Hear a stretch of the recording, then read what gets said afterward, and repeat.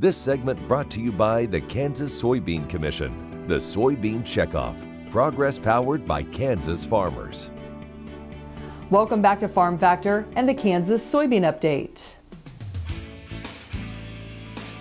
This is the Kansas Soybean Update. It's brought to you by the Kansas Soybean Commission.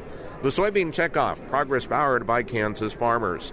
Keenan McRoberts is joining us. He is Vice President of Meal Strategy with the United Soybean Board. And Keenan, I know for U.S. soy industry, there is a big initiative right now talking about protein first to help many across the world. Can you explain what Protein First is? Protein First is an initiative together with the United Soybean Board and partners like the American Soybean Association, World Initiative for Soy and Human Health, and U.S. Soybean Export Council that really identifies the critical role of protein in global population growth and global nutrition. So through this platform, U.S. soy is reaffirming its commitment to animal agriculture while also positioning U.S. soy as a preferred protein in the plant protein space.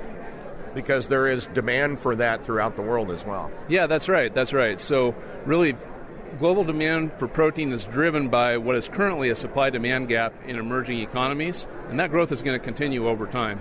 To feed a population of 9 billion by 2050, we've got to focus on growing all sources of protein to supply that gap in a sustainable way, and U.S. soy plays a critical role in that process.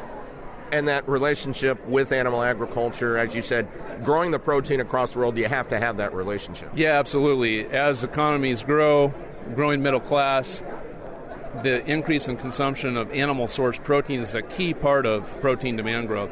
So really, we're reaffirming our commitment to animal agriculture partners through this Protein First initiative while acknowledging that we play a critical role both in the plant and the animal protein space. What's the biggest way that you do promote that across the world? So really through our partners with U.S. Soybean Export Council and the World Initiative for Soy and Human Health, those are the entities that are focused on protein demand growth in those emerging economies, including in places like sub-Saharan Africa. And that's big because of the fact that very much a need for protein in those areas too. Yeah, absolutely. I mentioned before the protein supply-demand gap. So protein requirements currently and the demand that would be created by those ideal requirements are less than what's available in those economies. It can't be supplied through local sources, so that creates an opportunity for trade. And U.S. agriculture can provide that trade component, that supply of sustainably produced protein that can feed that growing population in those emerging economies. All right, Keenan, we appreciate your time. Thank you very much. Yeah, thank you. Appreciate it. That is Keenan McRoberts, Vice President of Meal Strategy with the United Soybean Board, who joins us on the Kansas Soybean Update. It's brought to you by the Kansas Soybean Commission. The Soybean Checkoff, progress powered by Kansas farmers. Learn more at kansassoybeans.org. For Kansas Soybeans, I'm Greg Akagi.